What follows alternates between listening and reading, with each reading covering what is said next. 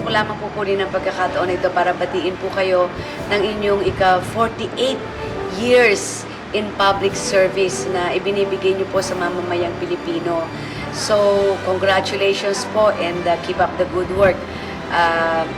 Sa ganitong katatagal na po nagsisilbi sa mga mamamayan na wala hinihintay na kapalit ay bibihira na lamang.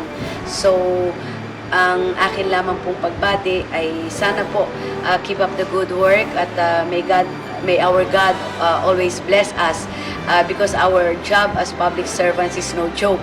Ito po ay totohanang buhay ng mga tao. So, ang akin pong pagbati ay bilang pagsasabi rin na rin na huwag kayong titigil. Magpatuloy po kayo sa pagsisilbi po sa ating pong mga mamamayang Pilipino.